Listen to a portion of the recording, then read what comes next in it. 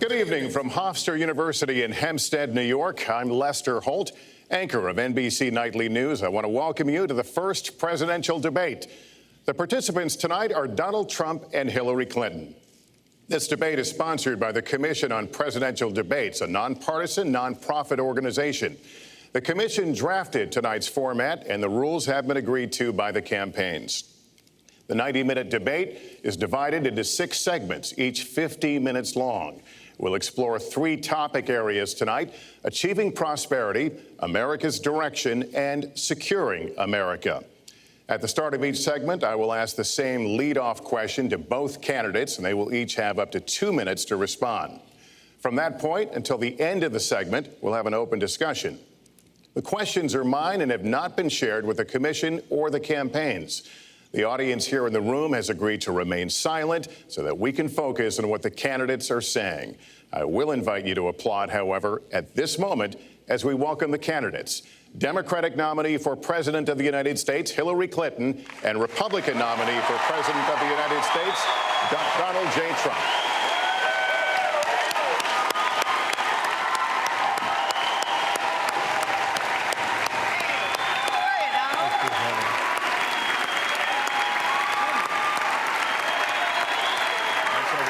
Good luck to you. Mr. Trump, good luck to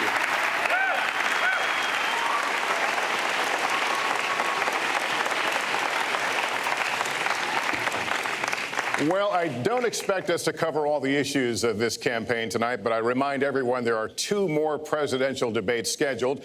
We are going to focus on many of the issues that voters tell us are most important, and we're going to press for specifics. I am honored to have this role, but this evening belongs to the candidates and just as important to the American people. Candidates, we look forward to hearing you articulate your policies and your positions, as well as your visions and your values. So, let's begin. We're calling this opening segment Achieving Prosperity, and central to that is jobs. There are 2 economic realities in America today. There's been a record 6 straight years of job growth, and new census numbers show incomes have increased at a record rate after years of stagnation. However, income inequality remains significant, and nearly half of Americans are living paycheck to paycheck. Beginning with you, Secretary Clinton, why are you a better choice than your opponent to create the kinds of jobs that will put more money into the pockets of American workers? Well, thank you, Lester, and thanks to Hofstra for hosting us. The central question in this election is really what kind of country we want to be and what kind of future we'll build together. Today is my granddaughter's 2nd birthday, so I think about this a lot. First, we have to build an economy that works for everyone, not just those at the top. That means we need new jobs, good jobs, with rising incomes. I want us to invest in you. I want us to invest in your future. That means jobs in infrastructure, in advanced manufacturing, in innovation and technology, clean renewable energy, and small business, because most of the new jobs will come from small business. We also have to make the economy fairer. That starts with raising the national minimum wage and also guarantee, finally, equal pay for women's work. I also want to see more companies do profit sharing. If you help create the profits, you should be able to share in them, not just the executives at the top. And I want us to do more to support people who are struggling to balance family and work. I've heard from so many of you about the difficult choices you face and the stresses that you're under. So let's have paid family leave, earned sick days. Let's be sure we have affordable childcare and debt-free college. How are we going to do it? We're going to do it by having the wealthy pay their fair share and close the corporate loopholes. Finally, we tonight are on the stage together, Donald Trump and I. Donald, it's good to be with you. We're going to have a debate where we are talking about the important issues facing our country. You have to judge us. Who can shoulder the immense, awesome responsibilities of the presidency? Who can put into action the plans that will make your life better? I hope that I will be able to earn your vote on November 8th. Secretary Clinton, thank you. Mr. Trump, the same question to you. It's about putting more money into the pockets of American workers. You have up to 2 minutes. Thank you, Lester. Our jobs are fleeing the country. They're going to Mexico. They're going to many other countries. You look at what China is doing to our country in terms of making our product. They're devaluing their currency, and there's nobody in our government to fight them. And we have a very good fight, and we have a winning fight, because they're using our country as a piggy bank to rebuild China. And many other countries are doing the same thing. So we're losing our good jobs, so many of them.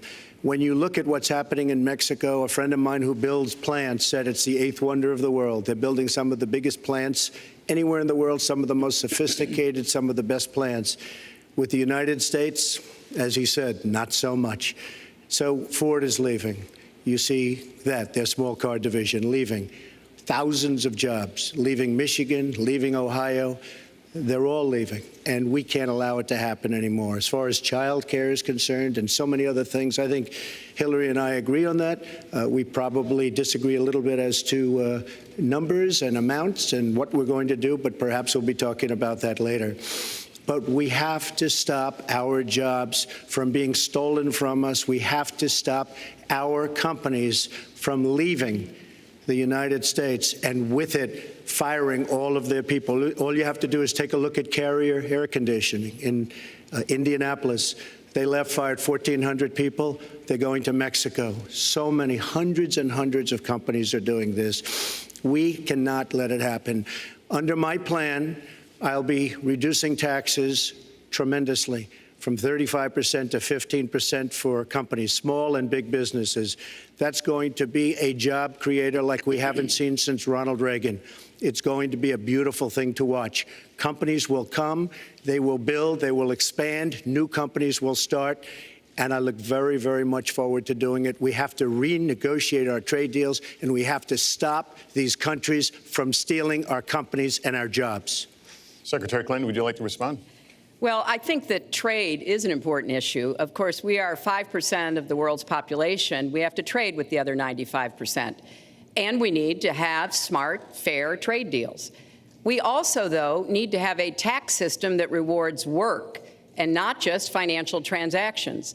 And the kind of plan that Donald has put forth would be trickle-down economics all over again. In fact, it would be the most extreme version, the biggest tax cuts for the top percent of the people in this country than we've ever had. I call it trumped up trickle down, because that's exactly what it would be. That is not how we grow the economy. We just have a different view about what's best for growing the economy, how we make investments that will actually produce jobs and rising incomes. I think we come at it from somewhat different perspectives. I understand that. You know, Donald was very fortunate in his life, and that's all to his benefit. He started his business with $14 million borrowed from his father, and he really believes that the more you help wealthy people, the better off we'll be, and that everything will work out from there. I don't buy that. I have a different experience. My father was a small businessman. He worked really hard. He printed drapery fabrics on long tables where he pulled out those fabrics, and he went down with a silk screen and dumped the paint in and took the squeegee and kept going. And so what I believe is the more we can do for the middle class, the more we can invest in you, your education, your skills, your future, the better we will be off and the better we'll grow. That's the kind of economy I want us to see again. Let me follow up with Mr. Trump if I can. You've talked about creating 25 million jobs, and you've promised to bring back millions of jobs for Americans. How are we going to bring back the industries that have left this country for cheaper labor overseas? How specifically are you going to tell American manufacturers that you have to come back? Well, for one thing, and before we start on that, my father gave me a very small loan in 1975, and I built it into a company that's worth many, many billions of dollars with some of the greatest assets in the world. And I say that only because that's the kind of thinking that our country needs. Our country's in deep trouble. We don't know what we're doing when it comes to devaluations, and all of these countries all over the world, especially China, they're the best ever at it. What they're doing to us is a very, very sad thing. So we have to do that. We have to renegotiate our trade deals. And Lester, they're taking our jobs, they're giving incentives, they're doing things that, frankly, we don't do. Let me give you the example of Mexico. They have a VAT tax. We're in a different system. When we sell into Mexico, there's a tax. When they sell in automatic, 16% approximately. When they sell into us, there's no tax. It's a defective agreement. It's been defective for a long time, many years, but the politicians haven't done anything about it. Now, in all fairness to Secretary Clinton, yes, is that okay? Good. I want you to be very happy. It's very important to me. But in all fairness to Secretary Clinton, when she started talking about this, it was really very recently. She's been doing this for 30 years. And why hasn't she made the agreements better? The NAFTA agreement is defective just because of the tax and many other reasons, but just because of the fact. Let me interrupt just a moment. Secretary Clinton and others, politicians, should have been doing this for years, not right now because of the fact that we've created a movement. They should have been doing this for years.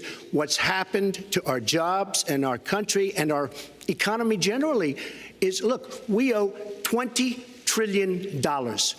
We cannot do it any longer, Lester. Back to the question, though, how do you specifically bring back jobs, American manufacturers? How do you make them bring the jobs back? Well, the first thing you do is don't let the jobs leave. The companies are leaving. I could name, there are thousands of them. They're leaving, and they're leaving in bigger numbers than ever.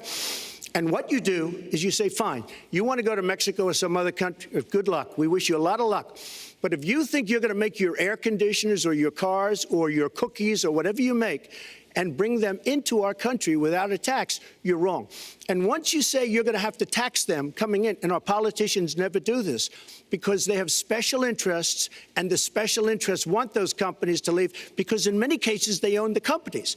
So what I'm saying is we can stop them from leaving. We have to stop them from leaving, and that's a big, big factor. Let me let Secretary Clinton get in there. Let's stop for a second and remember where we were 8 years ago. We had the worst financial crisis, the Great Recession, the worst since the 1930s.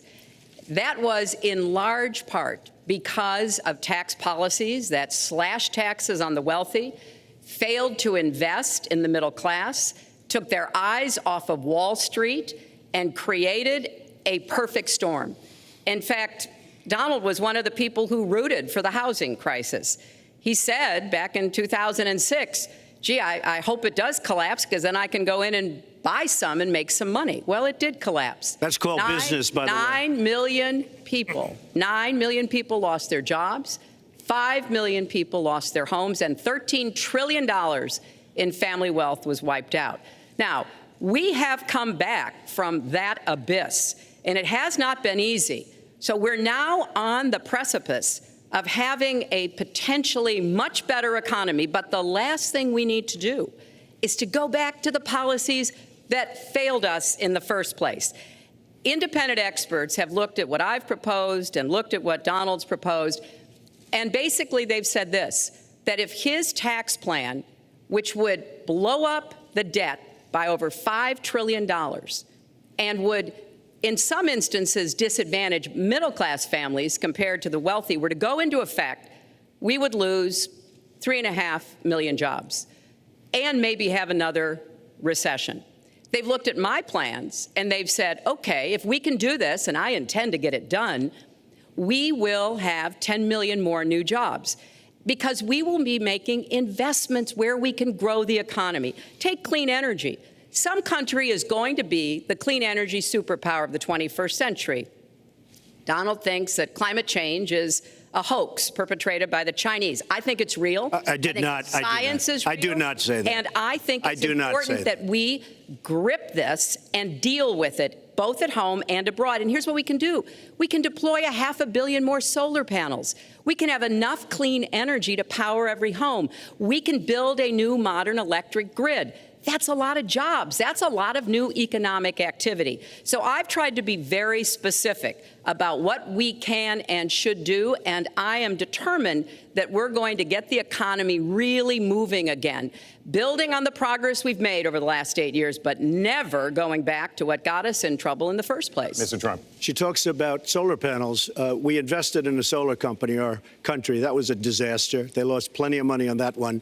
Now, look, I'm a great believer in all forms of energy, but we're putting a lot of people out of work. Our energy policies are a disaster. Our country is losing so much in terms of energy, in terms of paying off our debt. You can't do what you're looking to do with $20 trillion in debt. The Obama administration, from the time they've come in, is over 230 years worth of debt, and he's topped it. He's doubled it in a course of almost 8 years, 7.5 years to be semi-exact.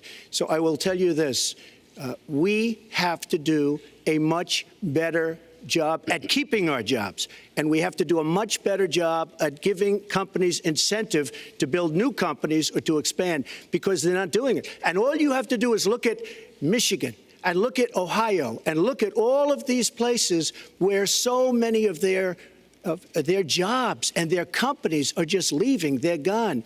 And Hillary, I just ask you this. You've been doing this for 30 years. Why are you just thinking about these solutions right now? For 30 years you've been doing it, and now you're just starting to think of solutions. Well, actually, I will bring back jobs. You can't bring back jobs. Well, actually, I have thought about this quite a bit. Yeah, for 30 years. I have, well, not quite that long.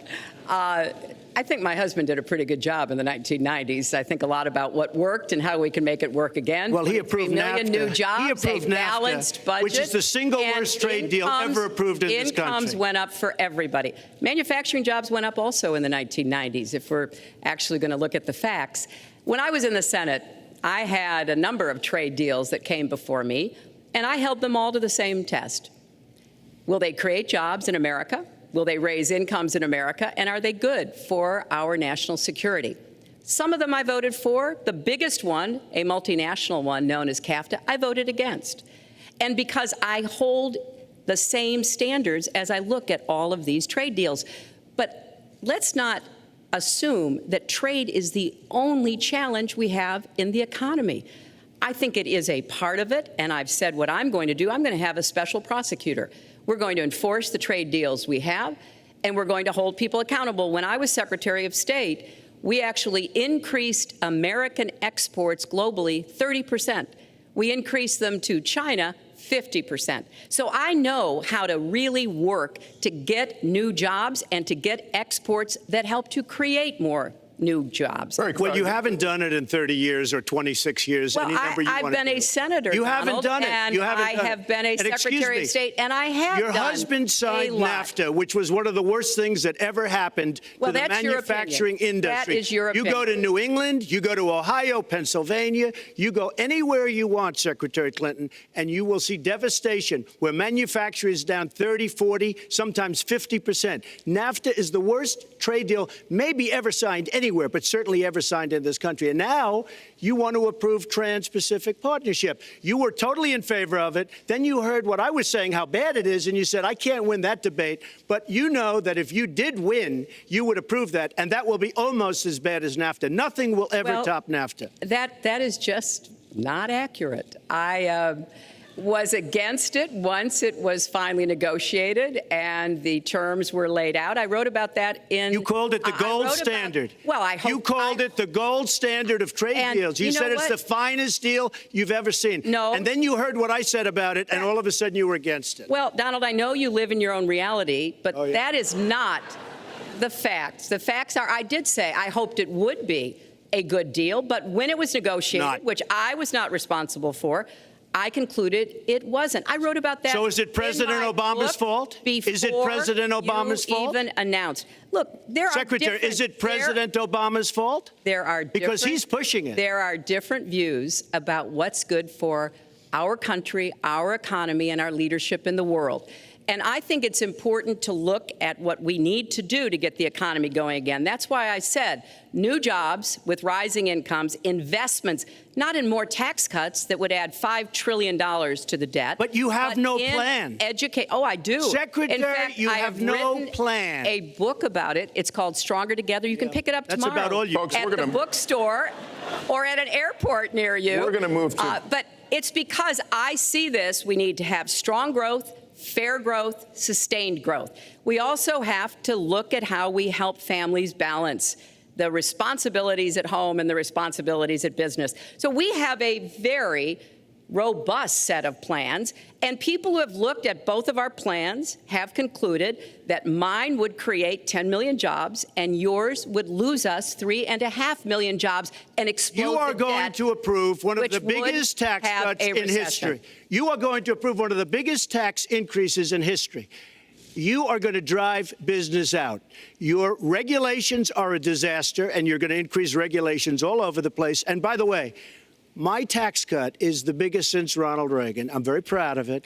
It will create tremendous numbers of new jobs. But regulations, you are going to regulate these businesses out of existence. When I go around, Lester, I tell you this, I've been all over. And when I go around, despite the tax cut, the things that business and people like the most is the fact that I'm cutting regulation. You have regulations on top of regulations, and new companies cannot form, and old companies are going out of business, and you want to increase the regulations and make them even worse. I'm going to cut regulations, but I'm going to cut taxes big league, and you're going to raise taxes big league. End of story. Let me get you to pause right there, because we're going to move into the next segment. We're going to talk taxes. That can't be left Please to stand. Take 30 seconds. And then we're I going to go kind on. of assumed that there would be a lot of these charges and claims.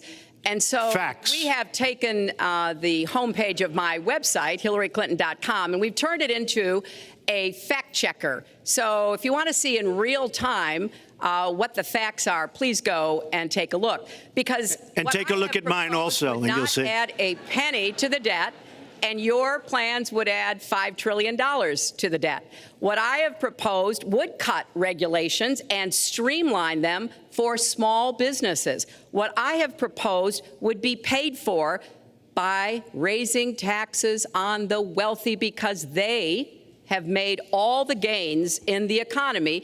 And I think it's time that the wealthy and corporations paid their fair share to support this country. Well, you just opened the next segment. Well, which is look, could I just finish? Actually, I think I should. I'm going to give you a chance right here. With the and new you take a look 15-minute at her segment. website. She's It's going on to the- raise taxes $1.3 trillion. Mr. Trump, and look at her website.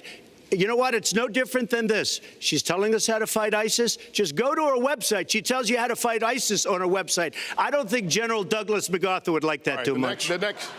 The next segment, we're continuing Well, the at subject least of I have a plan to fight achieving ISIS. prosperity. No, you're telling the enemy everything you want to do. No, we're not. See, you're telling the enemy everything you want to do. we No are wonder you've been outlining- fighting. No wonder you've been fighting ISIS your entire adult life. Folks, Go to the fact checkers. Get folks, to work. you are unpacking a lot here, and we're still on the issue of achieving prosperity. And I want to talk about taxes. The fundamental difference between the two of you concerns the wealthy.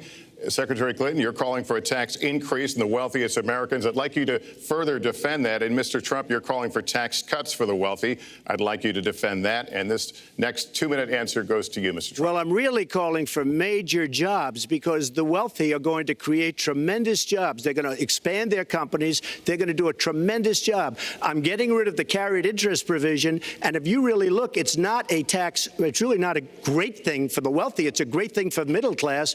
It's a great thing for companies to expand.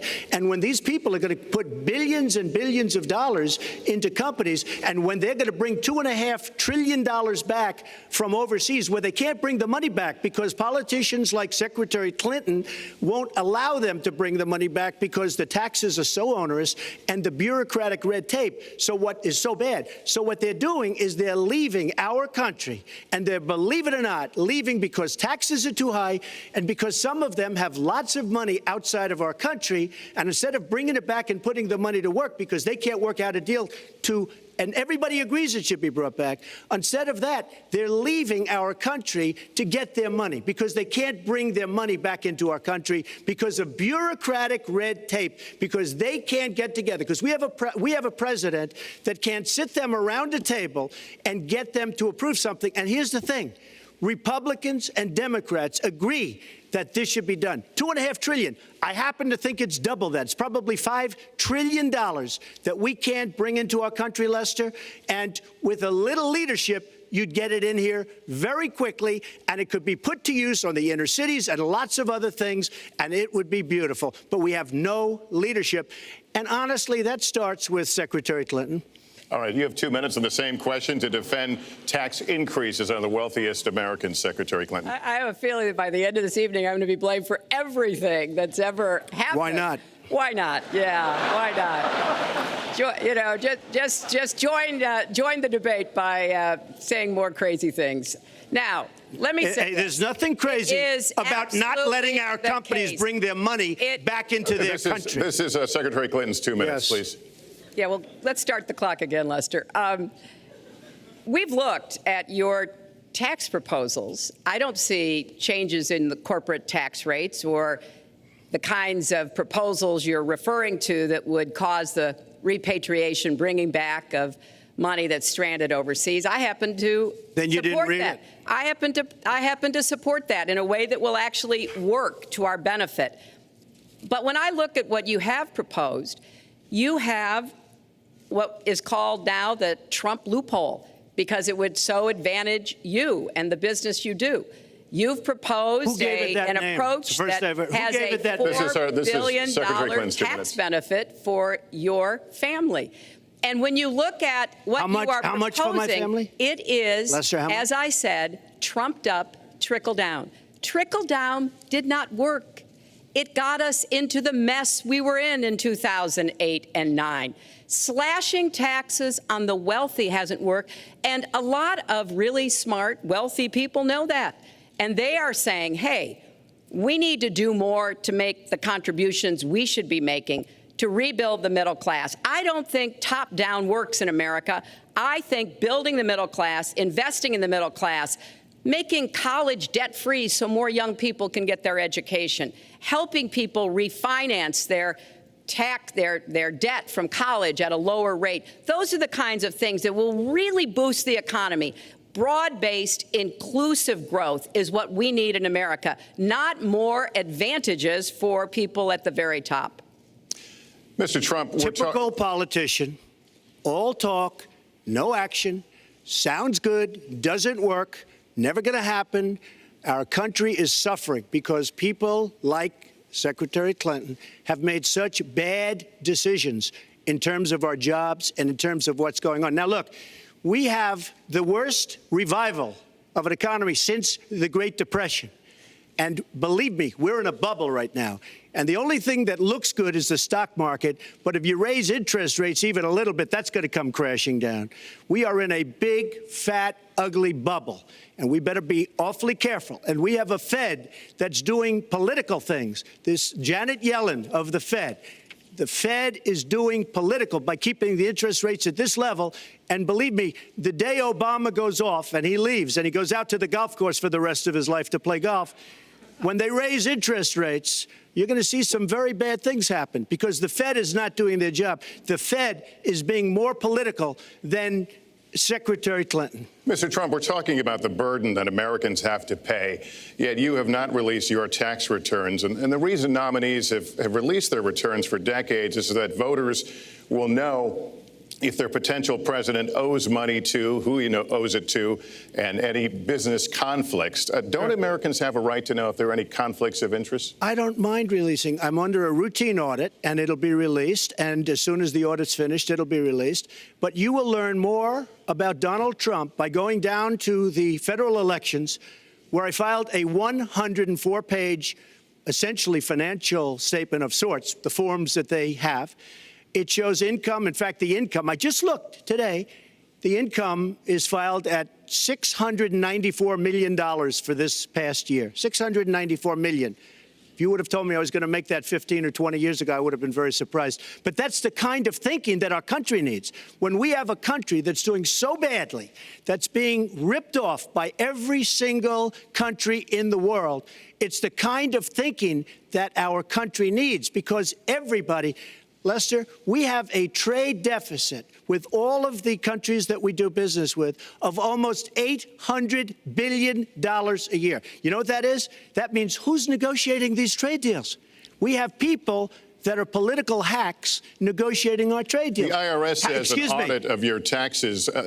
You're perfectly free to release your taxes during an audit. And so the question, does the public's right to know outweigh your personal? Well, I told you, I will release them as soon as the audit. Look, I've been under audit almost for 15 years. I know a lot of wealthy people that have never been audited. I said, do you get audited? I get audited almost every year. And in a way, I should be complaining. I'm not even complaining. I don't mind it. It's almost become a way of life. I get audited by the IRS, but other people don't. I will say this. We have a situation in this country that has to be taken care of. I will release my tax returns against my lawyer's wishes when she releases her 33,000 emails that have been deleted. As soon as she releases them, I will release my tax returns, and that's against my lawyers. They say don't do it. I will tell you this. No, in fact, watching shows, reading the papers, almost every lawyer says you don't release your returns until the audit's complete. When the audit's complete, I'll do it. But I would go against them if she releases her email. So it's negotiable? It's not negotiable. No, let her release the email. Why did she delete 33,000? Well, I'll let her ask that, but let me just admonish the audience one more time. There was an agreement. We did ask you to be silent, so it would be helpful for us. Secretary Clinton. Well, I think you've just seen another example of bait and switch here. For 40 years, everyone running for president has released their tax returns. You can go and see nearly, I think, 39, 40 years of our tax returns, but everyone has done it. We know the IRS has made clear there is no prohibition on releasing it when you're under audit. So you've got to ask yourself, why won't he release his tax returns? And I think there may be a couple of reasons. First, maybe he's not as rich as he says he is. Second, maybe he's not as charitable as he claims to be. Third, we don't know all of his business dealings, but we have been told through investigative reporting that he owes about $650 million to Wall Street and foreign banks. Or maybe he doesn't want the American people, all of you watching tonight, to know that he's paid nothing in federal taxes, because the only years that anybody's ever seen were a couple of years when he had to turn them over to state authorities when he was trying to get a casino license, and they showed he didn't pay any federal income tax. So if he's paid zero, that means zero for troops, zero for vets, zero for schools or health. And I think probably he's not all that enthusiastic about having the rest of our country see what the real reasons are, because it must be something really important, even terrible, that he's trying to hide.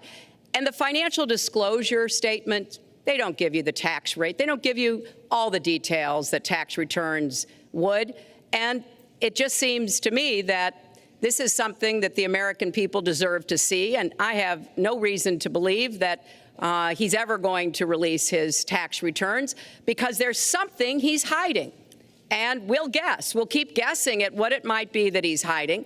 But I think the question is, were he ever to get near the White House, what would be those conflicts? Who does he owe money to? Well, he owes you the answers to that, and he should provide them. He also raised the issue of your emails. Do you want to respond to that? I do. You know, I made a mistake using a private email. That's for sure. And if I had to do it over again, I would obviously do it differently. But I'm not going to make any excuses. It was a mistake, and I take responsibility for that. Mr. Trump? That was more than a mistake. That was done purposely, okay? That was not a mistake. That was done purposely. When you have your staff taking the Fifth Amendment, taking the Fifth so they're not prosecuted, when you have the man that set up the illegal server taking the Fifth, I think it's disgraceful. And believe me, this country thinks it's disgraceful. It really thinks it's disgraceful also. As far as my tax returns, you don't learn that much from tax returns, that I can tell you. You learn a lot from financial disclosure, and you should go down and take a look at that. The other thing, I'm extremely underleveraged. The report that said 650, which, by the way, a lot of friends of mine that know my business said, boy, that's really not a lot of money. It's not a lot of money relative to what I had. The buildings that were in question, they said in the same report, which was actually, it wasn't even a bad story, to be honest with you, but the buildings are worth $3.9 billion. And the 650 isn't even on that. But it's not 650. It's much less than that. But I could give you a list of banks. I would, if that would help you, I would give you a list of banks. These are very fine institutions, very fine banks. I could do that very quickly. I am very underleveraged. I have a great company. I have a tremendous income. And the reason I say that is not in a braggadocious way. It's because it's about time that this country had somebody running it that has an idea about money.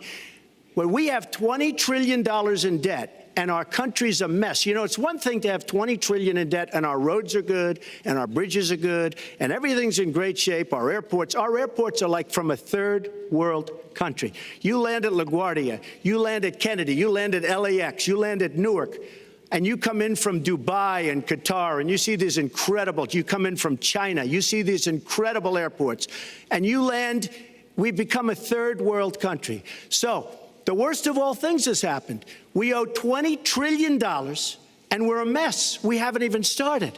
And we've spent $6 trillion in the Middle East, according to a report that I just saw, whether it's 6 or 5, but it looks like it's 6. $6 trillion in the Middle East. We could have rebuilt our country twice, and it's really a shame. And it's politicians like Secretary Clinton that have caused this problem. Our country has tremendous problems. We're a debtor nation, we're a serious debtor nation, and we have a country that needs new roads, new tunnels, new bridges, new airports, new schools, new hospitals, and we don't have the money because it's been squandered on so many of your ideas. Let you and respond, maybe and we'll move to our because next. you haven't paid any federal income tax for a lot of years. And the other thing I think is important It to would be point out squandered too, is, believe me. If your main claim to be president of the United States is your business, then I think we should talk about that. You know, your campaign manager said that you built a lot of businesses on the backs of little guys. And indeed, I have met a lot of the people who were stiffed by you and your businesses, Donald.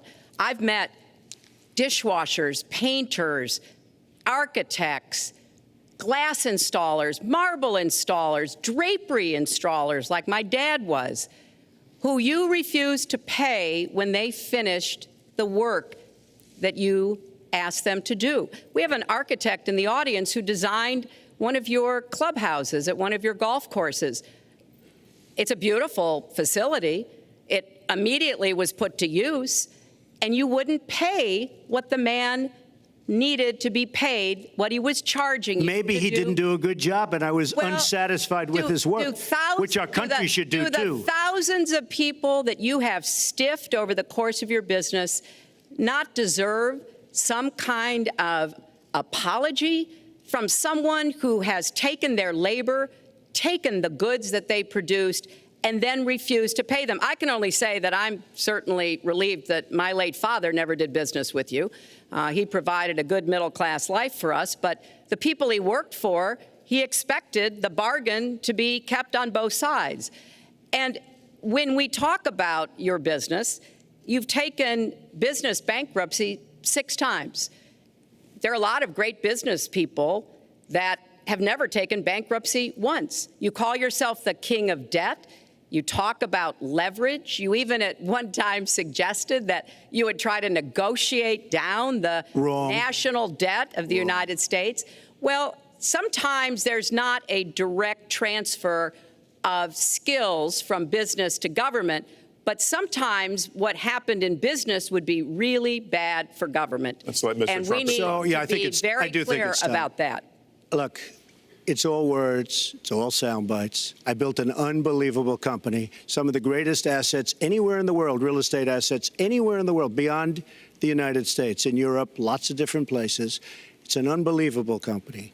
But on occasion, 4 times, we used certain laws that are there.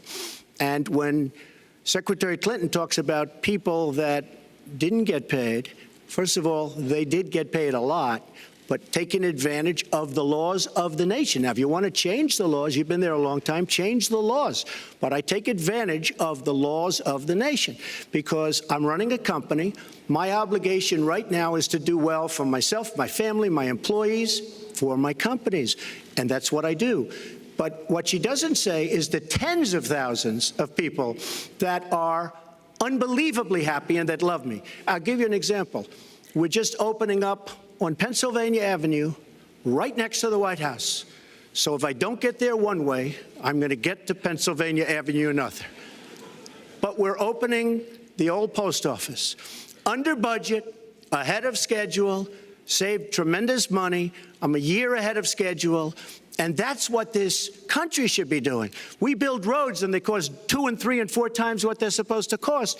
We buy products for our military and they come in at costs that are so far above what they were supposed to be because we don't have people that know what they're doing. When we look at the budget is bad to a large extent because we have people that have no idea as to what to do and how to buy.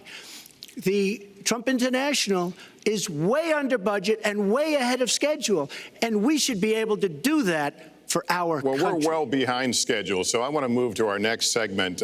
We move into our next segment talking about America's direction, and let's start by talking about race. The share of Americans who say race relations are bad in this country is the highest it's been in decades, much of it amplified by shootings of African Americans by police, as we've seen recently in Charlotte and Tulsa. Race has been a big issue in this campaign, and one of you is going to have to bridge a very wide and bitter gap. So how do you heal the divide? Secretary Clinton, you get 2 minutes on this. Well, you're right. Race remains a significant challenge in our country. Unfortunately, race still determines too much, often determines where people live, determines what kind of education in their public schools they can get, and yes, it determines how they're treated in the criminal justice system. We've just seen those 2 tragic examples in both Tulsa and Charlotte. And we've got to do several things at the same time. We have to restore trust between communities and the police. We have to work to make sure that our police are using the best training, the best techniques, that they're well prepared to use force only when necessary. Everyone should be respected by the law, and everyone should respect the law. Right now, that's not the case in a lot of our neighborhoods. So I have, ever since the first day of my campaign, called for criminal justice reform. I've laid out a platform that I think would begin to remedy some of the problems we have in the criminal justice system. But we also have to recognize, in addition to the challenges that we face with policing, there are so many good, brave police officers who equally want reform. So we have to bring communities together in order to begin working on that as a mutual goal. And we've got to get guns out of the hands of people who should not have them. The gun epidemic is the leading cause of death of young African American men, more than the next 9 causes put together. So we have to do 2 things, as I said. We have to restore trust. We have to work with the police. We have to make sure they respect the communities and the communities respect them. And we have to tackle the plague of gun violence, which is a big contributor to a lot of the problems that we're seeing today. All right, Mr. Trump, you have 2 minutes. How do you heal the divide? Well, first of all, Secretary Clinton doesn't want to use a couple of words, and that's law and order. And we need law and order. If we don't have it, we're not going to have a country. And when I look at what's going on in Charlotte, a city I love, a city where I have investments, when I look at what's going on throughout various parts of our country, whether it's, I mean, I can just keep naming them all day long. We need law and order in our country. And I just got today, as you know, the endorsement of the Fraternal Order of Police. We just came in. We have endorsements from, I think, almost every police group, a large percentage of them in the United States. We have a situation where we have our inner cities, African Americans, Hispanics, are living in hell because it's so dangerous. You walk down the street, you get shot. In Chicago, they've had thousands of shootings, thousands, since January 1st. Thousands of shootings. And I'm saying, where is this? Is this a war-torn country? What are we doing? And we have to stop the violence. We have to bring back law and order. In a place like Chicago, where thousands of people have been killed, thousands over the last number of years. In fact, almost 4,000 have been killed since Barack Obama became president. Almost 4,000 people in Chicago have been killed. We have to bring back law and order. Now, whether or not in a place like Chicago you do stop and frisk, which worked very well, Mayor Giuliani is here, it worked very well in New York, it brought the crime rate way down. But you take the gun away from criminals that shouldn't be having it. We have gangs roaming the street, and in many cases, they're illegally here, illegal immigrants, and they have guns, and they shoot people. And we have to be very strong, and we have to be very vigilant. We have to know what we're doing. Right now, our police, in many cases, are afraid to do anything. We have to protect our inner cities because African-American communities are being decimated by crime. Your 2 minutes expired, but I do want to follow up. Stop and frisk was ruled unconstitutional in New York because it largely singled out Black and Hispanic young men. No, you're wrong. It went before a judge who was a very against police judge. It was taken away from her, and our new mayor, refused to go forward with the case. They would have won an appeal. If you look at it throughout the country, there are many places where the argument is that it's a form of racial profiling. No, the argument is that we have to take the guns away from these people that have them and that are bad people that shouldn't have them. These are felons. These are people that are bad people that shouldn't be. When you have 3,000 shootings in Chicago from January 1st, when you have 4,000 people killed in Chicago by guns from the beginning of the presidency of Barack Obama, his hometown, you have to have stop and frisk. You need more police. You need a better community relation. You don't have good community relations in Chicago. It's terrible. I have property there. It's terrible what's going on in Chicago. But when you look, and Chicago's not the only, you go to Ferguson, you go to so many different places. You need better relationships. I agree with Secretary Clinton on this. You need better relationships between the communities and the police, because in some cases it's not good. But you look at Dallas, where the relationships were really studied. The relationships were really a beautiful thing. And then 5 police officers were killed one night very violently. So there's some bad things going on, some really bad things. Secretary Clinton, but we need, Lester, we need law and order. And we need law and order in the inner cities, because the people that are most affected by what's happening are African-American and Hispanic people. And it's very unfair to them what our politicians are allowing to happen. Secretary Clinton. Well, I've heard Donald say this at his rallies, and it's really unfortunate that he paints such a dire, negative picture of Black communities in our country. Ugh. You know, the vibrancy of the Black church, the Black businesses that employ so many people, the opportunities that so many families are working to provide for their kids. There's a lot that we should be proud of and we should be supporting and lifting up. But we do always have to make sure we keep people safe. There are the right ways of doing it, and then there are ways that are ineffective. Stop and frisk was found to be unconstitutional, and in part because it was ineffective. It did not do what it needed to do. Now, I believe in community policing, and in fact, violent crime is 1/2 of what it was in 1991. Property crime is down 40%. We just don't want to see it creep back up. We've had 25 years of very good cooperation, but there were some problems, some unintended consequences. Too many young African-American and Latino men ended up in jail for nonviolent offenses, and it's just a fact that if you're a young African-American man and you do the same thing as a young white man, you are more likely to be arrested, charged, convicted, and incarcerated. So we've got to address the systemic racism in our criminal justice system. We cannot just say law and order. We have to say we have to come forward with a plan that is going to divert people from the criminal justice system, deal with mandatory minimum sentences, which have put too many people away for too long for doing too little. We need to have more second chance programs. I'm glad that we're ending private prisons in the federal system. I want to see them ended in the state system. You shouldn't have a profit motivation to fill prison cells with young Americans. So there are some positive ways we can work on this. And I believe strongly that common sense gun safety measures would assist us right now. And this is something Donald has supported along with the gun lobby. Right now, we've got too many military-style weapons on the streets. In a lot of places, our police are outgunned. We need comprehensive background checks, and we need to keep guns out of the hands of those who will do harm.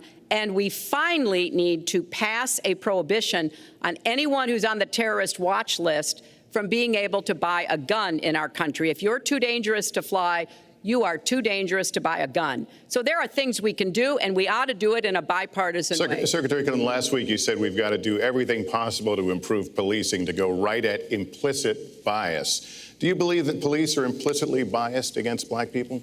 Lester, I think implicit bias is a problem for everyone, not just police.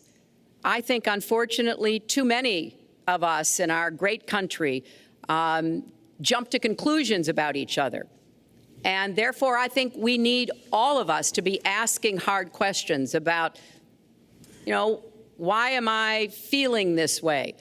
But when it comes to policing, since it can have literally fatal consequences, I have said in my first budget we would put money into that budget to help us deal with implicit bias by retraining a lot of our police officers. I met with a group of very distinguished, experienced police chiefs a few weeks ago. They admit it's an issue. They've got a lot of concerns. Mental health is one of the biggest concerns because now police are having to handle a lot of really difficult mental health problems on the street. They want support. They want more training. They want more assistance. And I think the federal government could be in a position where we would offer and provide that. I'd like to respond. Please. First of all, I agree, and a lot of people, even within my own party, want to give certain rights to people on watch lists and no-fly lists. I agree with you. When a person is on a watch list or a no-fly list, and I have the endorsement of the NRA, which I'm very proud of. These are very, very good people, and they're protecting the Second Amendment. But I think we have to look very strongly at no-fly lists and watch lists. And when people are on there, even if they shouldn't be on there, we'll help them. We'll help them legally. We'll help them get off. But I tend to agree with that quite strongly. I do want to bring up the fact that you were the one that brought up the word super predator about young black youth. And that's a term that I think was it's been horribly met, as you know. I think you've apologized for it. But I think it was a terrible thing to say. And when it comes to stop and frisk, you're talking about taking guns away. Well, I'm talking about taking guns away from gangs and people that use them. And I really don't think you disagree with me on this, if you want to know the truth. I think maybe there's a political reason why you can't say it, but I really don't believe. In New York City, stop and frisk, we had 2,200 murders, and stop and frisk brought it down to 500 murders. 500 murders is a lot of murders. Hard to believe. 500 is supposed to be good. But we went from 2,200 to 500, and it was continued on by Mayor Bloomberg, and it was terminated by current mayor. But stop and frisk had a tremendous impact on the safety of New York City, tremendous beyond belief. So when you say it has no impact, it really did. It had a very, very big impact. Well, it's also fair to say, if we're going to talk about mayors, that under the current mayor, crime has continued to drop, including murders. So there is. You're wrong. No, I'm not. Murders are up. All right, you'll check.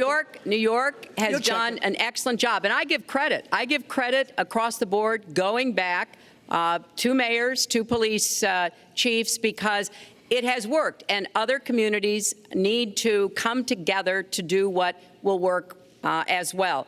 Look, one murder is too many. But it is important that we learn about what has been effective and not go to things that sound good that really did not have the kind of impact that we would want. Who disagrees with keeping neighborhoods safe? But let's also add, no one should disagree about respecting the rights of young men who live in those neighborhoods.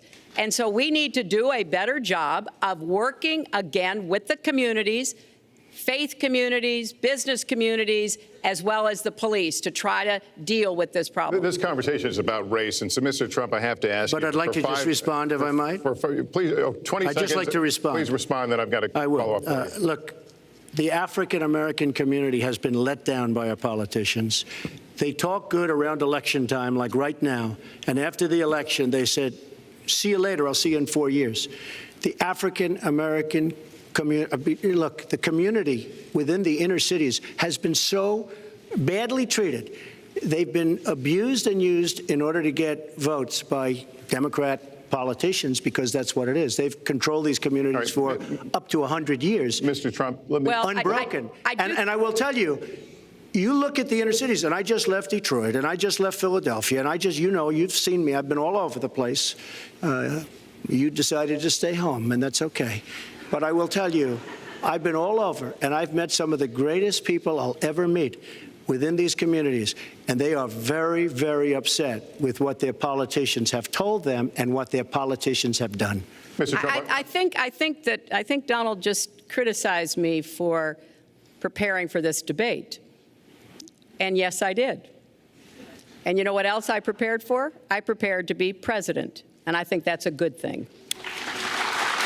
Mr. Trump, for 5 years, you perpetuated a false claim that the nation's first black president was not a natural-born citizen. You questioned his legitimacy. In the last couple of weeks, you acknowledged what most Americans have accepted for years: the president was born in the United States. Can you tell us what took you so long? I'll tell you just very simple to say. Sidney Blumenthal works for the campaign and very close friend of Secretary Clinton.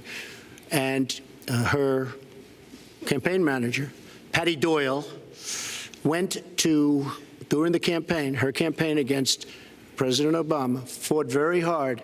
And you can go look it up and you can check it out. And if you look at CNN this past week, Patty Solis Doyle was on Wolf Blitzer saying that this happened. Blumenthal sent McClatchy, highly respected reporter at McClatchy, to Kenya to find out about it. They were pressing it very hard. She failed to get the birth certificate. When I got involved, I didn't fail. I got him to give the birth certificate. So I'm satisfied with it, and I'll tell you why I'm satisfied with it. That was in because I want to 2011. get on to defeating ISIS, because I want to get on to creating jobs, because I want to get on to having a strong border, because I want to get on to things that are very important to me and that are very important to the country. I will let you respond. It's important, but I just want to get the answer here. The birth certificate was produced in 2011. You continued to tell the story and question the president's legitimacy in 2012, 13, 14, 15, as recently as January. So the question is, what changed your mind? Well, nobody was pressing it. Nobody was caring much about it. I figured you'd ask the question tonight, of course, but nobody was caring much about it. But I was the one that got him to produce the birth certificate, and I think I did a good job. Secretary Clinton also fought it. I mean, now everybody in mainstream is going to say, oh, that's not true. Look, it's true. Sidney Blumenthal sent a reporter. You just have to take a look at CNN last week, the interview with your former campaign manager, and she was involved. But just like she can't bring back jobs, she can't produce. I'm sorry, I'm just going to follow up, and I will let you respond to that, because if there's a lot there. But we're talking about racial healing in this segment. What do you say to Americans? Well, it was I say nothing. I say nothing because I was able to get him to produce it. He should have produced it a long time before. I say nothing. But let me just tell you, when you talk about healing, I think that I've developed very, very good relationships over the last little while with the African-American community. I think you can see that. And I feel that they really wanted me to come to that conclusion, and I think I did a great job and a great service, not only for the country, but even for the president, in getting him to produce his birth certificate. Secretary Clinton. Well, just listen to what you heard. And clearly, as Donald just admitted, he knew he was going to stand on this debate stage, and Lester Holt was going to be asking us questions, so he tried to put the whole racist birther lie to bed. but it can't be dismissed that easily. He has really started his political activity based on this racist lie that our first black president was not an American citizen. There was absolutely no evidence for it, but he persisted. He persisted year after year because some of his supporters, people that he was trying to bring into his fold, apparently believed it or wanted to believe it. But remember, Donald started his career back in 1973 being sued by the Justice Department for racial discrimination because he would not rent apartments in one of his developments to African Americans, and he made sure that the people who worked for him understood that was the policy. He actually was sued twice by the Justice Department. So he has a long record of engaging in racist behavior. And the birther lie was a very hurtful one. You know, Barack Obama is a man of great dignity, and I could tell how much it bothered him and annoyed him that this was being touted and used against him. But I like to remember what Michelle Obama said in her amazing speech at our Democratic National Convention.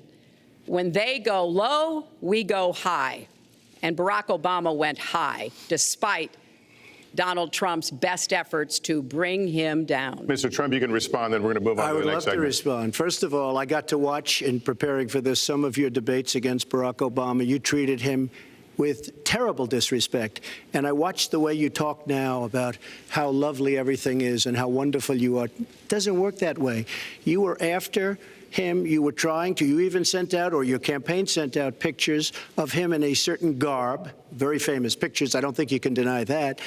But just last week, your campaign manager said it was true. So when you try to act holier than thou, it really doesn't work. It really doesn't. Now, as far as the lawsuit, yes, when I was very young, I went into my father's company, had a real estate company in Brooklyn and Queens, and we, along with many, many other companies throughout the country, it was a federal lawsuit, were sued. We settled the suit with no admission of guilt. It was very easy to do, but they sued many people. I notice you bring that up a lot, and I also noticed the very nasty commercials that you do on me in so many different ways, which I don't do on you. Maybe I'm trying to save the money, but frankly, I look at that and I say, isn't that amazing? Because I settled that lawsuit with no admission of guilt, but that was a lawsuit brought against many real estate firms, and it's just one of those things. I'll go on one step further. In Palm Beach, Florida, tough community, a brilliant community, a wealthy community, probably the wealthiest community there is in the world. I opened a club and really got great credit for it. No discrimination against African Americans, against Muslims, against anybody. And it's a tremendously successful club, and I'm so glad I did it. And I have been given great credit for what I did, and I'm very, very proud of it. And that's the way I feel. That is the true way I feel. Our next segment is called Securing America. We want to start with a 21st century war happening every day in this country. Our institutions are under cyber attack, and our secrets are being stolen. So my question is, who's behind it, and how do we fight it? Secretary Clinton, this answer goes to you. Well, I think cybersecurity, cyber warfare will be one of the biggest challenges facing the next president, because clearly we're facing at this point two different kinds of adversaries. There are the independent hacking groups that do it mostly for commercial reasons, to try to steal information that they then can use to make money. But increasingly, we are seeing cyber attacks coming from states, organs of states. The most recent and troubling of these has been Russia. There's no doubt now that Russia has used cyber attacks against all kinds of organizations in our country, and I am deeply concerned about this. I know Donald's very praiseworthy of Vladimir Putin, but Putin is playing a really tough, long game here. And one of the things he's done is to let loose cyber attackers to hack into government files, to hack into personal files, hack into the Democratic National Committee. And we recently have learned that, that this is one of their preferred methods of trying to wreak havoc and collect information. We need to make it very clear, whether it's Russia, China, Iran, or anybody else, the United States has much greater capacity, and we are not going to sit idly by and permit state actors to go after our information, our private sector information or our public sector information.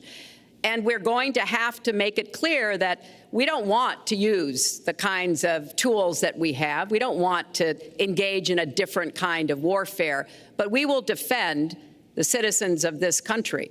And the Russians need to understand that. I think they've been treating it as almost a probing. How far would we go? How much would we do? And that's why I was so shocked when Donald publicly invited Putin to hack into Americans.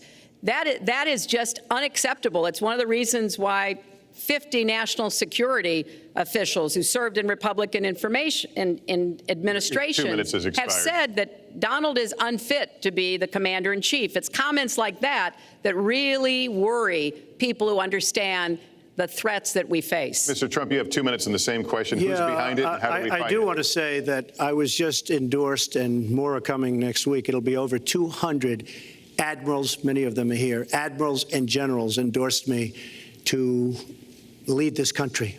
That just happened, and many more are coming, and I'm very proud of it. In addition, I was just endorsed by ICE. They've never endorsed anybody before on immigration. I was just endorsed by ICE. I was just recently endorsed 16,500 Border Patrol agents. So when Secretary Clinton talks about this, I mean, I'll take the admirals and I'll take the generals any day over the political hacks that I see that have led our country so brilliantly over the last 10 years with their knowledge, okay? Because look at the mess that we're in. Look at the mess that we're in. As far as the cyber, I agree to parts of what Secretary Clinton said. We should be better than anybody else, and perhaps we're not. I don't think anybody knows it was Russia that broke into the DNC. She's saying Russia, Russia, Russia, but maybe it was. I mean, it could be Russia, but it could also be China. It could also be lots of other people. It also could be somebody sitting on their bed that weighs 400 pounds, okay? You don't know who broke in to DNC, but what did we learn with DNC? We learned that Bernie Sanders was taken advantage of by your people, by Debbie Wasserman Schultz. Look what happened to her. But Bernie Sanders was taken advantage of. That's what we learned. Now, whether that was Russia, whether that was China, whether it was another country, we don't know. Because the truth is, under President Obama, we've lost control of things that we used to have control over. We came in with the Internet. We came up with the Internet. And I think Secretary Clinton and myself would agree very much when you look at what ISIS is doing with the Internet, they're beating us at our own game, ISIS. So we have to get very, very tough on cyber and cyber warfare. It is a huge problem. I have a son. He's 10 years old. He has computers. He is so good with these computers. It's unbelievable. The security aspect of cyber is very, very tough, and maybe it's hardly doable. But I will say we are not doing the job we should be doing. But that's true throughout our whole governmental society. We have so many things that we have to do better, Lester, and certainly cyber is one of them. Secretary Clinton. Well, I think there are a number of issues that we should be addressing. I have put forth a plan to defeat ISIS. It does involve going after them online. I think we need to do much more with our tech companies to prevent ISIS and their operatives from being able to use the Internet to radicalize, even direct people in our country and Europe and elsewhere. But we also have to intensify our air strikes against ISIS and eventually support our Arab and Kurdish partners to be able to actually take out ISIS in Raqqa, end their claim of being a caliphate. We're making progress. Our military is assisting in Iraq, and we're hoping that within the year we'll be able to push ISIS out of Iraq and then, really squeeze them in Syria. But we have to be cognizant of the fact that they've had foreign fighters coming to volunteer for them, foreign money, foreign weapons. So we have to make this the top priority. And I would also do everything possible to take out their leadership.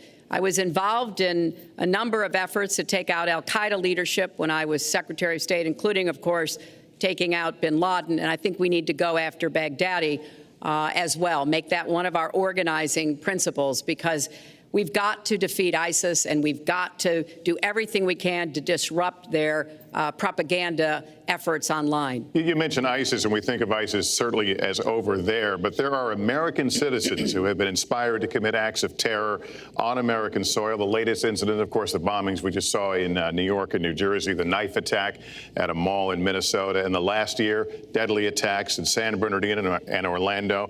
I'll ask this to both of you. Tell us specifically how you would prevent homegrown attacks by American citizens, Mr. Trump. Well, first I have to say one thing, very important. Secretary Clinton is talking about taking out ISIS. We will take out ISIS.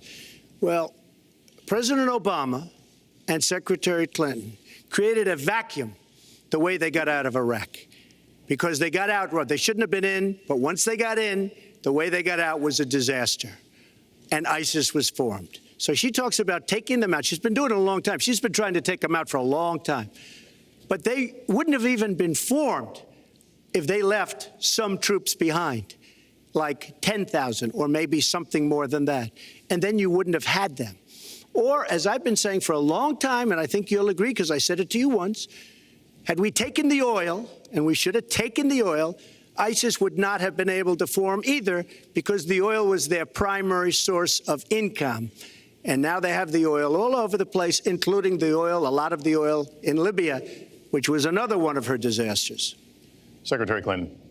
Well, I hope the fact checkers are turning up the volume and really working hard.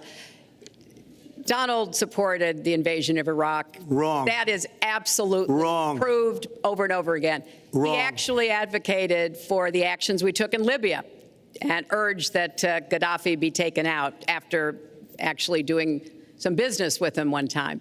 But the larger point, he says this constantly, is George W. Bush made the agreement about when American troops would leave Iraq, not Barack Obama. And the only way that American troops could have stayed in Iraq is to get an agreement from the then Iraqi government that would have protected our troops. And the Iraqi government would not give that. But let's talk about the question you asked, Lester. The question you asked is, what do we do here in the United States? That's the most important part of this. How do we prevent attacks? How do we protect our people? And I think we've got to have an intelligence surge where we are looking for every scrap of information.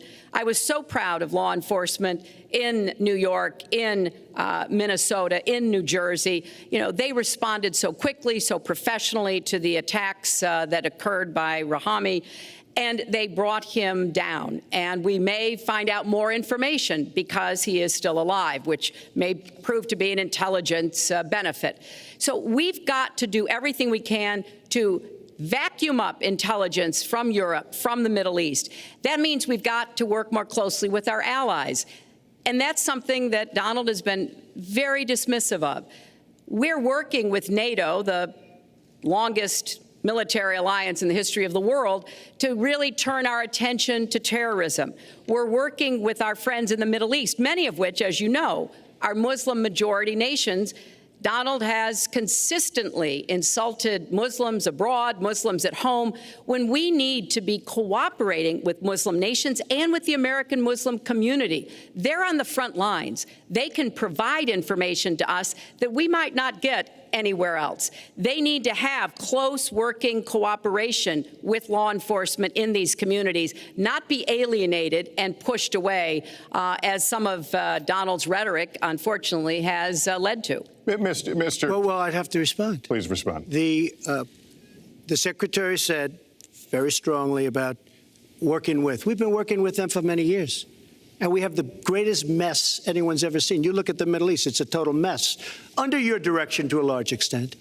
But you look at the Middle East, you started the Iran deal. That's another beauty, where you have a country that was ready to fall. I mean, they were doing so badly. They were choking on the sanctions, and now they're going to be actually probably a major power at some point pretty soon, the way they're going.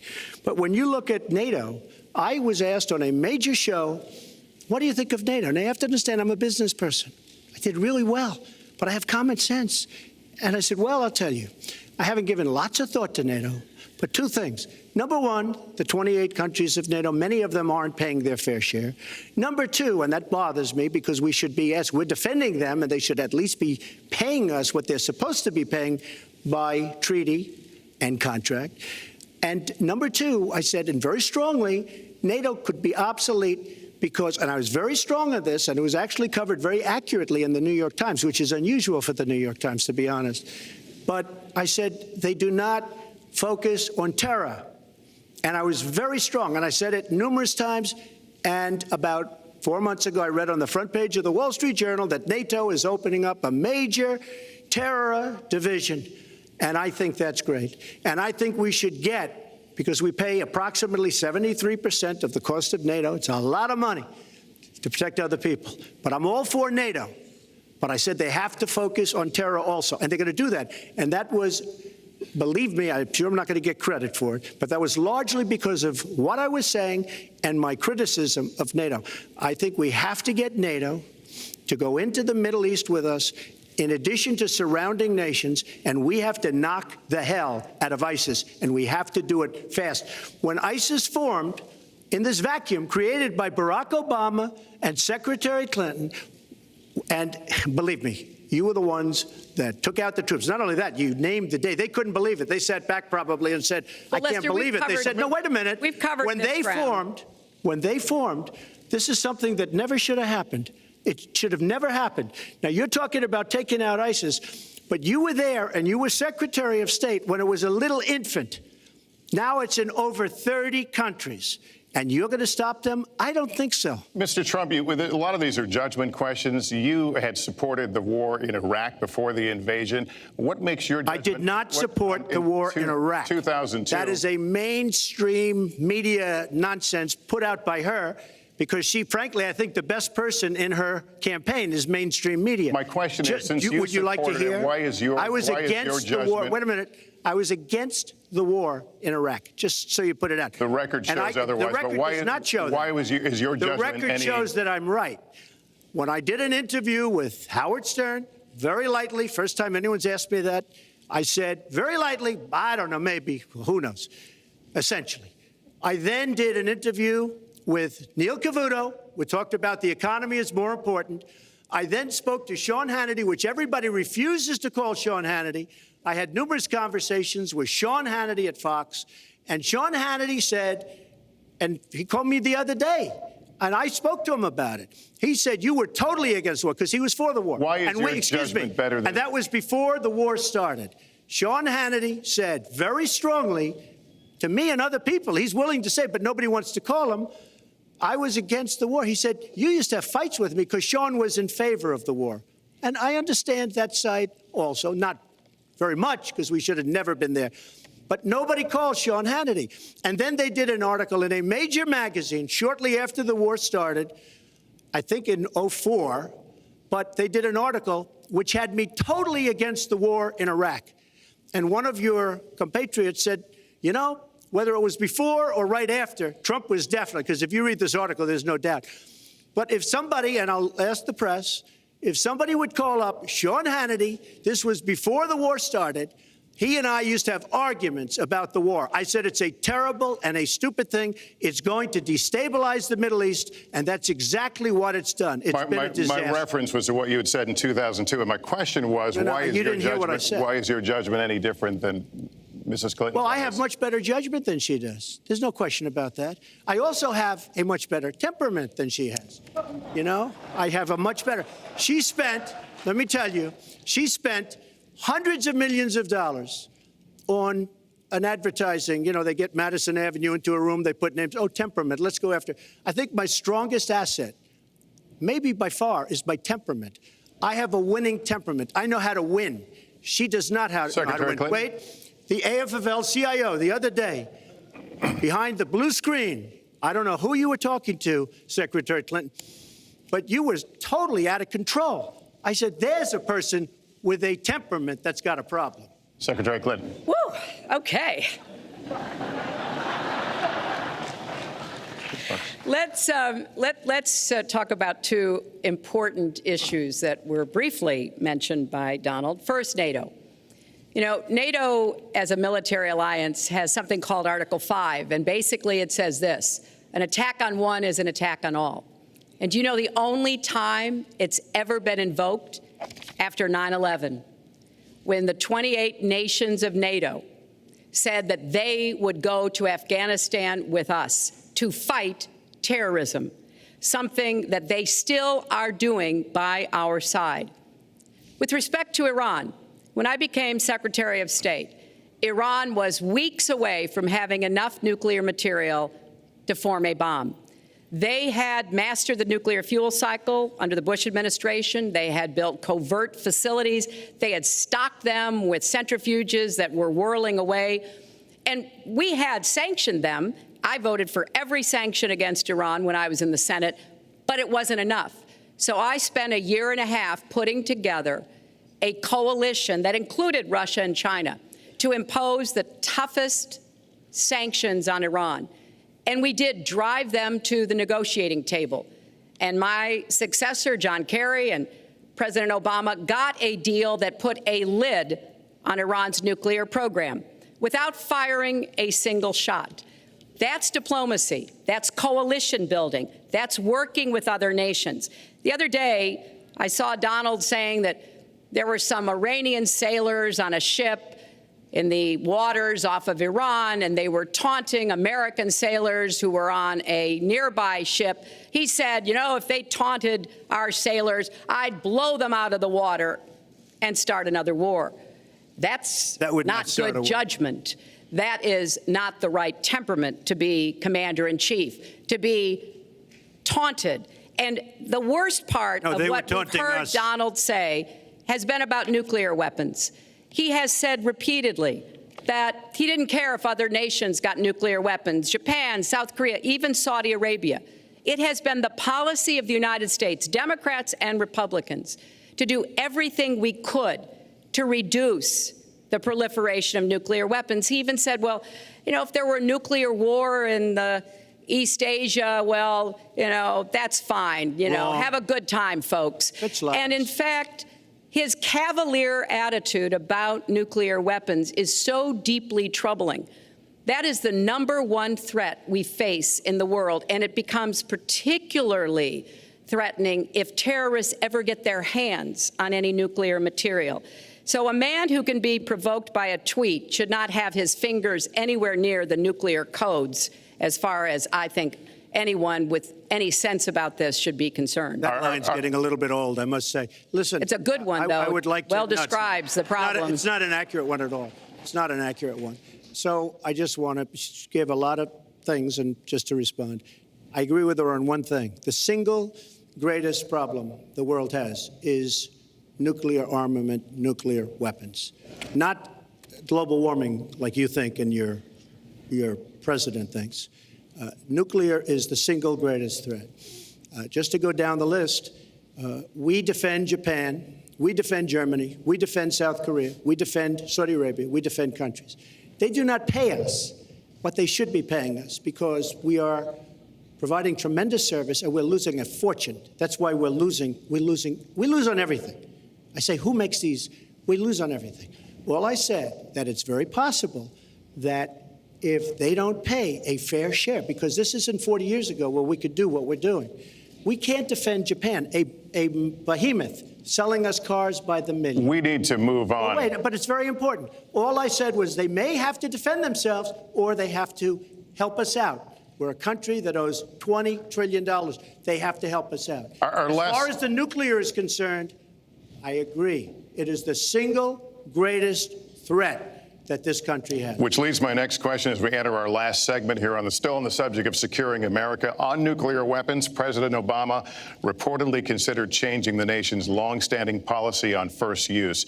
Do you support the current policy? Mr. Trump, you have 2 minutes on that. Well, I have to say that, for what Secretary Clinton was saying about nuclear with Russia, She's very cavalier in the way she talks about various countries. But Russia's been expanding. They have a much newer capability than we do. We have not been updating from the new standpoint. I looked the other night, I was seeing B-52s. They're old enough that your father, your grandfather could be flying them. We are not keeping up with other countries. I would like everybody to end it, just get rid of it. But I would certainly not do first strike. I think that once the nuclear alternative happens, it's over. At the same time, we have to be prepared. I can't take anything off the table because you look at some of these countries. You look at North Korea. We're doing nothing there. China should solve that problem for us. China should go into North Korea. China is totally powerful as it relates to North Korea. And by the way, another one powerful is the worst deal I think I've ever seen negotiated that you started is the Iran deal. Iran is one of their biggest trading partners. Iran has power over North Korea. And when they made that horrible deal with Iran, they should have included the fact that they do something with respect to North Korea. And they should have done something with respect to Yemen and all these other places. And when asked to Secretary Kerry, why didn't you do that? Why didn't you add other things into the deal? One of the great giveaways of all time, including $400 million in cash. Nobody's ever seen that before. That turned out to be wrong. It was actually $1.7 billion in cash. Obviously, I guess, for the hostages, it certainly looks that way. So you say to yourself, why didn't they make the right deal? This is one of the worst deals ever made by any country in history. The deal with Iran will lead to nuclear problems. All they have to do is sit back 10 years, and they don't have to do much, and they're going to end up getting nuclear. I met with Bibi Netanyahu the other day. Believe me, he is not a happy camper. All right. Mrs. Clinton, Secretary Clinton, you have 2 minutes. Let me start by saying words matter. Words matter when you run for president, and they really matter when you are president. And I want to reassure our allies in Japan and South Korea and elsewhere that we have mutual defense treaties, and we will honor them.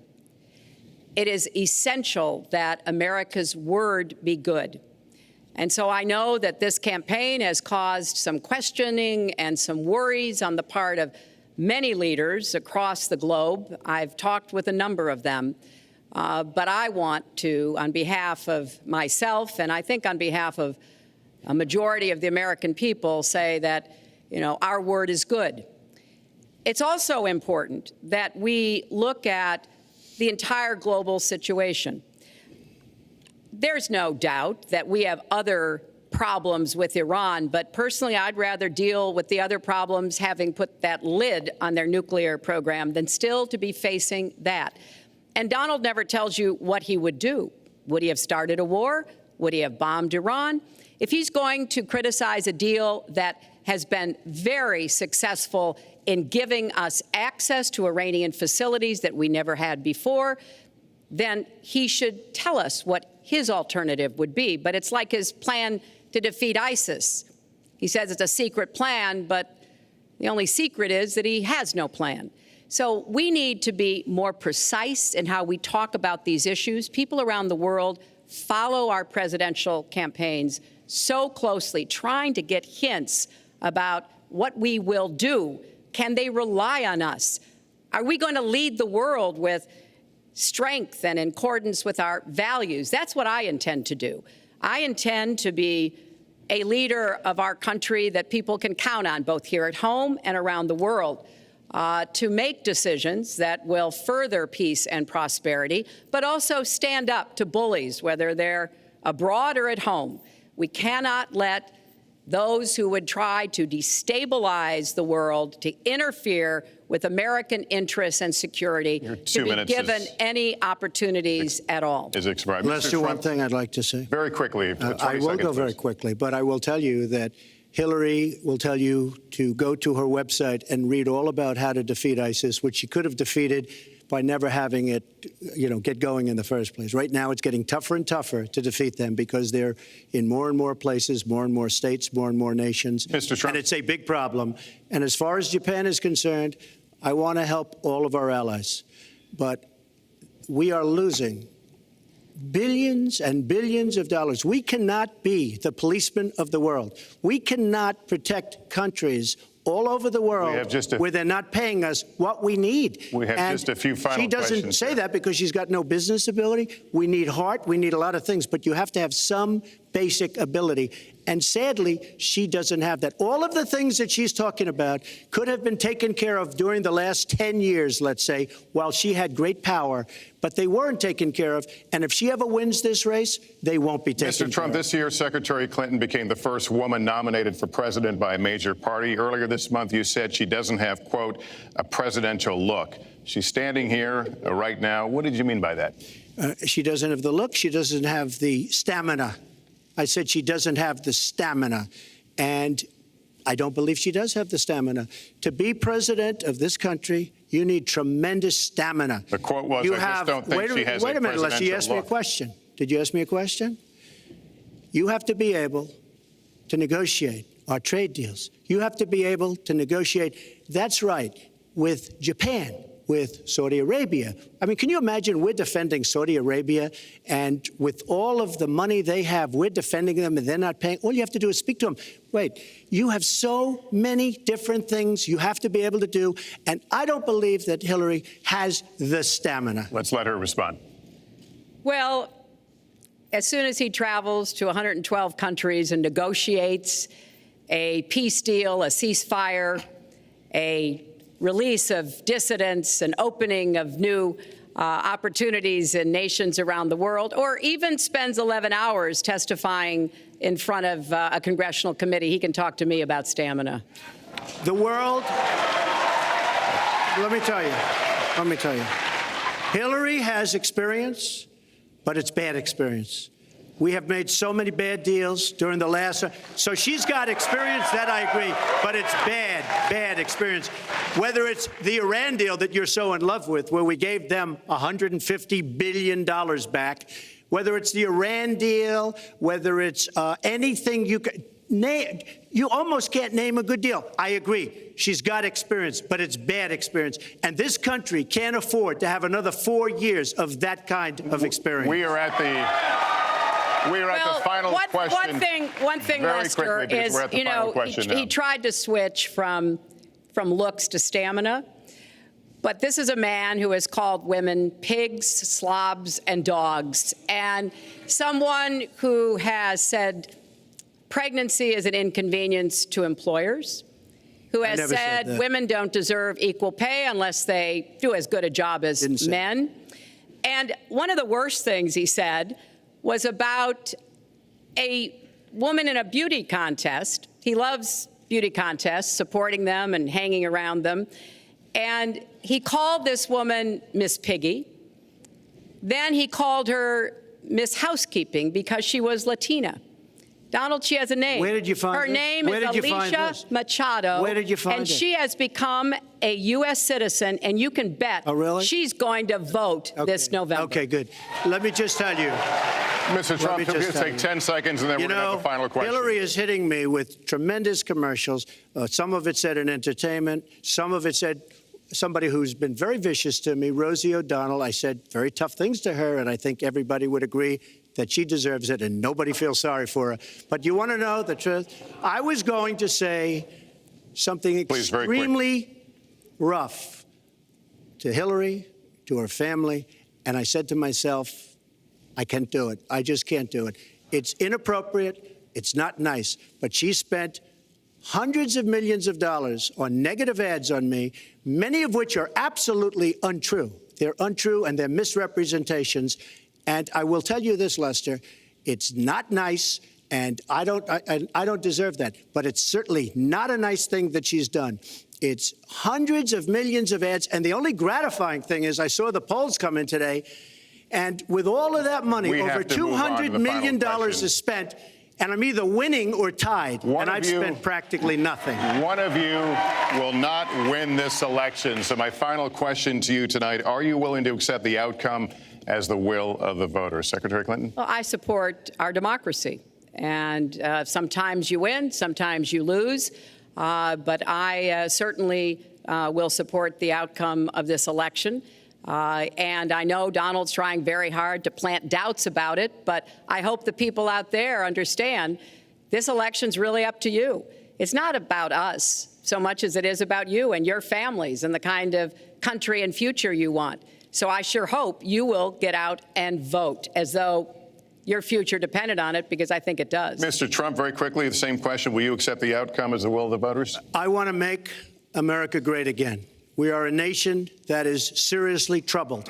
We're losing our jobs. People are pouring into our country. The other day, we were deporting 800 people, and perhaps they passed the wrong button, they pressed the wrong button, or perhaps, worse than that, it was corruption. But these people that we were going to deport for good reason ended up becoming citizens. And it was 800, and now it turns out it might be 1,800, and they don't even know. Will you accept Look, the outcome here's of the the story. election? I want to make America great again. I'm going to be able to do it. I don't believe Hillary will. The answer is, if she wins, I will absolutely support her. All right. Well, that is going to do it for us. That concludes our debate for this evening, a spirited one. We covered a lot of ground, not everything, as I suspected we would. The next presidential debates are scheduled for October 9th at Washington University in St. Louis and October 19th at the University of Nevada, Las Vegas. The conversation will continue. A reminder, the vice presidential debate is scheduled for October 4th at Longwood University in Farmville, Virginia. My thanks to Hillary Clinton and to Donald Trump and to Hofstra University for hosting us tonight. Good night, everyone.